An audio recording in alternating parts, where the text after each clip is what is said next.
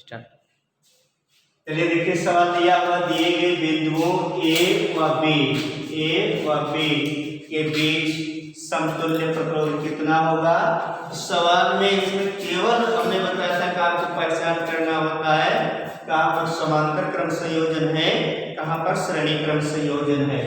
तो यहाँ पर देखिए सवाल में 1 ओम और 1 ओम ये दो प्रतिरोध कैसे हैं, समांतर क्रम में है। तो हल करेंगे किस प्रकार से, देखें चित्र में 1 ओम व 1 ओम के प्रतिरोध समांतर क्रम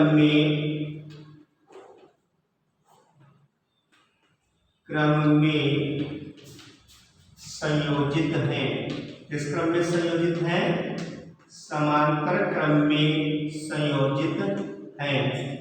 अतः तुल्य प्रतिरोध 1/r equal to 1/r1 plus 1/r2 हो जाएगा।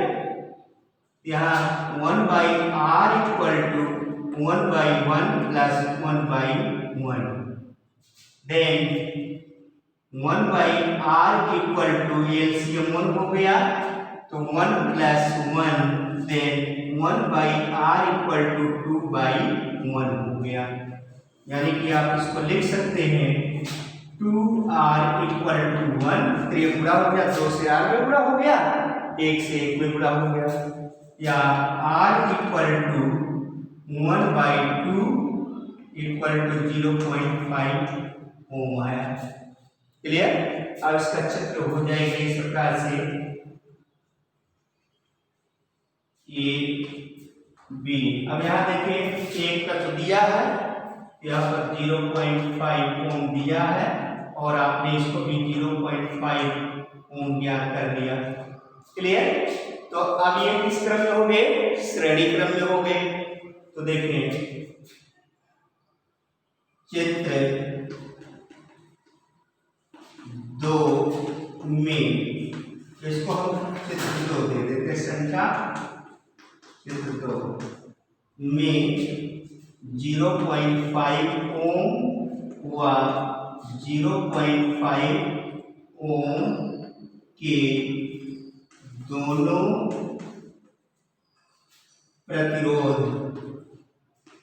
प्रतिरोध श्रेणी क्रम में संयोजित है, श्रेणी क्रम में संयोजित है। अतः ए व बी बिंदुओं के बीच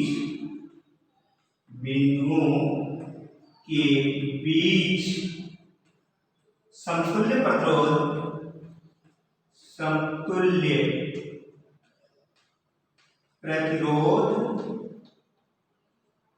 R इक्वल टू क्या हो जाएगा, R1 प्लस R2, क्या हो जाएगा 0.5 प्लस 0.5 इक्वल टू 1.0 ओम।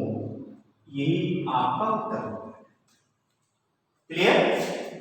तो सवाल में आपको देखना होता है कि कहाँ पर कौन सा व्यवस्था है, उसको पहचानना होता है। हाँ देखिए दूसरा सवाल है, चित्र में बिंदुओं ए व बी के बीच कुल प्रतिरोध ज्ञात करना है। अब यहाँ पर देख लीजिए फिर पहले वही सवाल, अब इतने को देख लीजिए, इतना तो किस क्रम में है, समांतर क्रम में है। तो समांतर क्रम में 3, यानी कि 1 2 3 प्रतिरोध है, यानी कि इसको हम लिखते हैं R1 R2 R3 R4 लिख देते हैं, R1 R2 R3 R4 लिख देते हैं। ठीक है ना। तो देखें हल करते हैं, चित्र में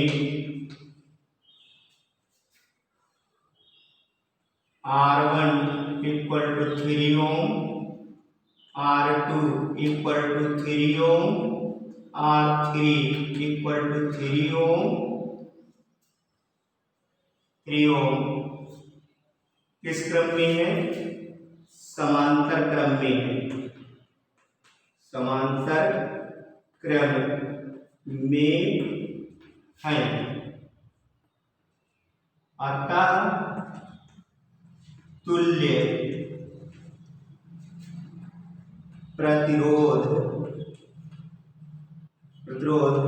1 by R equal to formula 1 by R1 plus 1 by R2 plus 1 by R3 हो जाएगा ना। फिर 1 by R equal to 1 by 3 plus 1 by 3 plus 1 by 3। ठीक, यहाँ पर 1 by R equal to LCM 3 हो गया। यहाँ पर 1 प्लस 1 हो गया, तो 1 by R equal to 3 by 3 या 1 बाई 1 हो गया। तो यहाँ पर 1 by R equal to 1 by 1 या R इक्वल टू 1 ओम आया। क्लियर? अब यहाँ पर देखिए फिगर इसका इस प्रकार से हो जाएगा। यहाँ पर ये R4 जो हमने लिखा था ये 3 ओम है, और अभी निकाला जो R का मान ये आ गया 1 ओम। ठीक, ये बिंदु हो गया, ये बी बिंदु हो गया। अब ये चित्र को मान लेते हैं, चित्र नंबर 2 हो गया। क्लियर? तो चित्र 2 में R4 बराबर 3 ओम और R इक्वल टू 1 ओम श्रेणी क्रम में है। अतः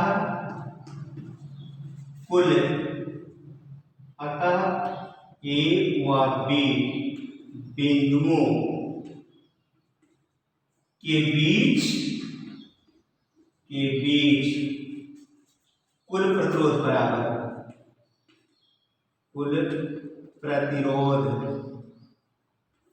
R equal to R4 plus R equal to R4 का मान 3 और प्लस 1 इक्वल टू 4 ओम। ये आपका आंसर हो गया। क्लियर? तो इस तरह से सवाल में अगर कोई भी समस्या हो तो इसको जरूर आप लोग जो है भेजें और सवाल को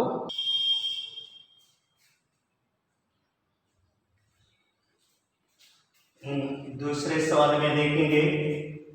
दिया है कि दिए गए चित्र में ज्ञात कीजिए परिपथ का कुल प्रतिरोध, दूसरा कोई परिपथ की धारा।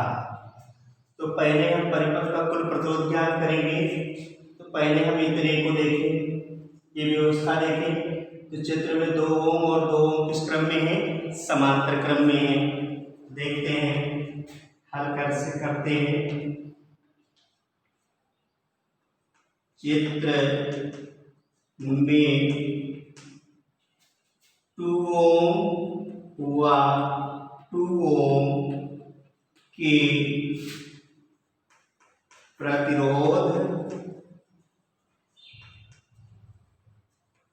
समांतर क्रम में संयोजित है।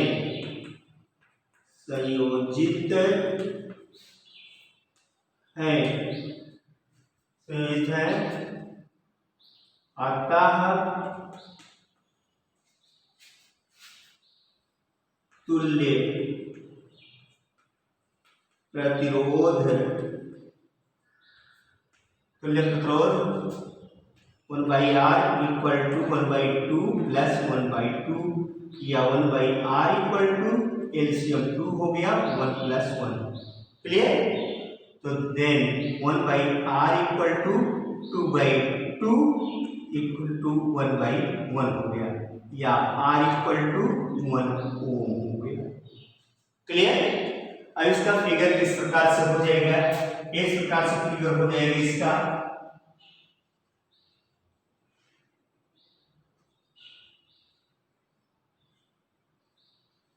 ये फिगर हो गया, यहाँ पर ये 3 वोल्ट है और ये आ गया जो है आपका 1 ओम आ गया, और ये दिया हुआ 1 ओम है, और ये भी जो ऊपर 1 ओम आपको दिया गया है, प्लस ये माइनस है। तो अब देखें ये 1 ओम 1 ओम 1 ओम ऐसे में तार को बाड़ा सीधा कर देंगे तो ये श्रेणी क्रम में बन गया। तो देखें चित्र 2, इसको हम चित्र संख्या 2 देंगे। चित्र 2 में 1 ओम 1 ओम व 1 ओम के प्रतिरोधों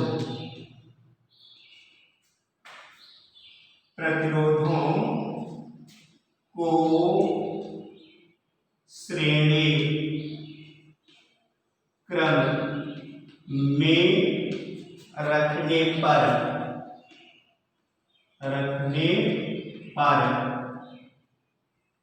कुल प्रतिरोध R इक्वल टू 1 + 1 + 1 + 1 1 2 3 1 2 3 क्लियर?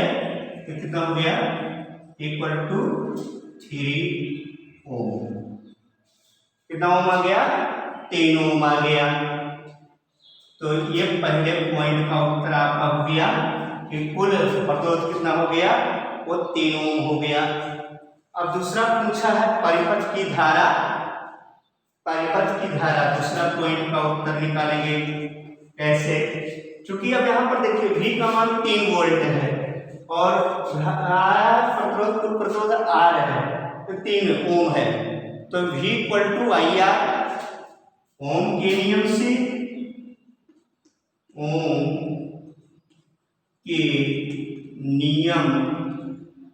से V equal to I into R, तो देन I इक्वल टू क्या हो जाएगा बेटे, V बाई R। तो V का मान कितना है, 3 है, divided by 3 equal to 1 ampere. ये उत्तर हो गया। क्लियर? तो इस प्रकार से हम दूसरे पॉइंट का भी उत्तर ज्ञात कर सकते हैं, जिसको कि हम लोगों ने देखा ठीक प्रकार से इसको ज्ञात किया। स्टार्ट। देखें ये चित्र जो है दिया है सवाल में कि संलग्न परिपथ में ज्ञात कीजिए। पहला पॉइंट तुल्य प्रतिरोध, परिपथ की धारा, और तीसरा पॉइंट 3 ओम प्रतिरोध वाले चालक मिश्रों का विभवांतर, ये ज्ञात करना है हमको। तो अब हल करते हैं। फिर व्यवस्था इसको देखिए क्या कि 2 ओम और 2 ओम किस क्रम में है, समांतर क्रम में। तो देखेंगे पहले पॉइंट का हल, यानी कि चित्र में 2 ओम व 2 ओम के प्रतिरोध को समांतर क्रम में रखने पर तुल्य प्रतिरोध 1/R equal to 1/2 2 plus 1/2।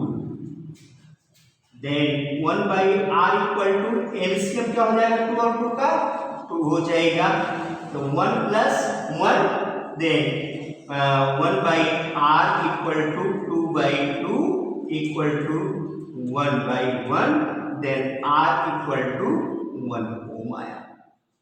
Clear? ये जो है कितना ओम आया 1 ओम आ गया। क्लियर? अब चित्र आपका इस प्रकार से हो जाएगा। चित्र इस प्रकार से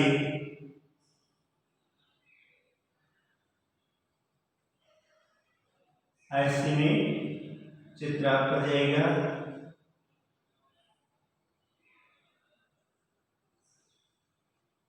ये 10 वोल्ट आपको दिया गया फिगर में है, यहाँ पर 3 ओम है और ये अभी निकला है 1 ओम आया और ये आपका 1 ओम दिया।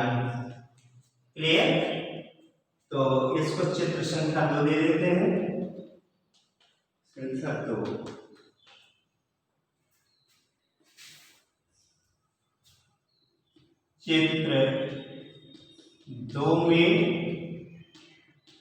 चित्र 2 में क्या देखेंगे 1 ओम 1 ओम और 3 ओम को श्रेणी क्रम में रखने पर 1 ओम 1 ओम 1 ओम व 3 ओम के प्रतिरोधकों को किस क्रम में रखने पर श्रेणी क्रम में रखने पर श्रेणी क्रम में रखने पर क्या हो जाएगा कुल प्रतिरोध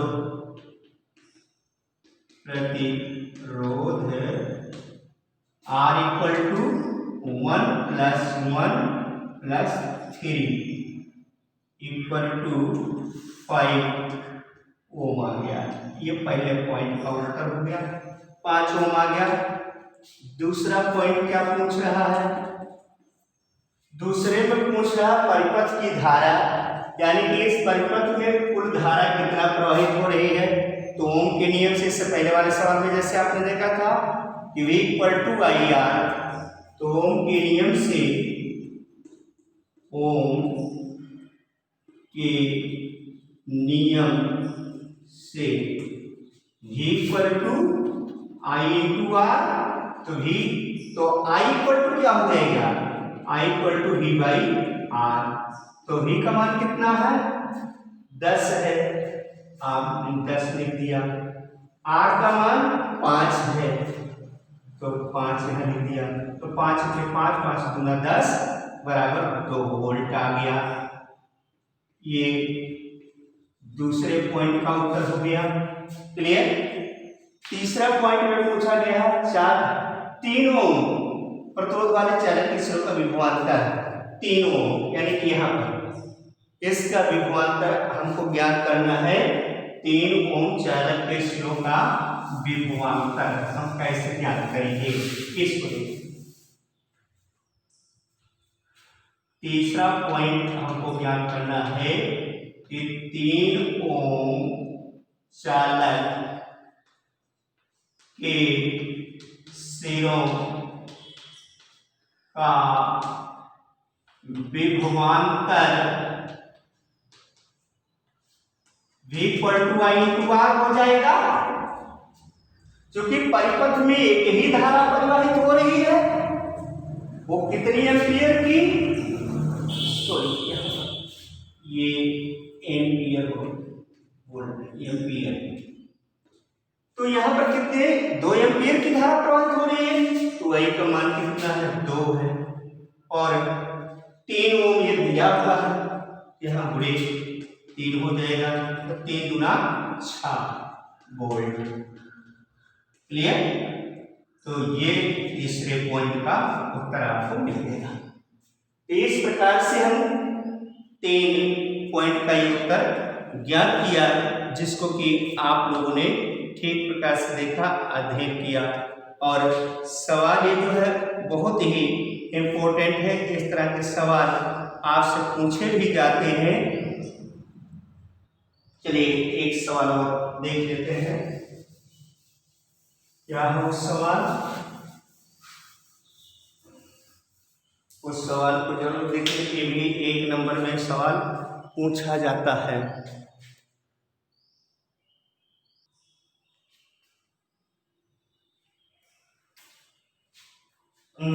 अगला सवाल दिया है, एक चालक से होकर 2 एम्पीयर की धारा बह रही है। 1 मिनट में इस चालक से होकर गुजरने वाले आवेश का परिकलन कीजिए। अब सवाल में क्या दिया है? दिया है क्या? प्रवाहित धारा, प्रवाहित विद्युत धारा I इक्वल टू 2 एम्पियर दिया बेटा, 2 एम्पियर। समय t इक्वल टू 1 मिनट बराबर 60 सेकेंड, ये आपको दिया गया। क्लियर? ज्ञात करना है, ज्ञात करना है। क्या ज्ञात करना है? आवेश, आवेश ये जो है क्यों इक्वल टू व्हाट, क्या होता है? इसके हल को हम देखें किस प्रकार से, क्योंकि सूत्र आपको हमने बताया कि Q equal to I into t. Q equal to I into t, ऐसे लिखते हैं, I इंटू टी। आवेश बराबर विद्युत धारा गुणे समय। तो I का मान कितना है? 2 एम्पियर है, और यहाँ हम 60 से गुणा कर देते हैं, तो बराबर हो गया 120 कूलम। ये आपका लास्ट। धन्यवाद।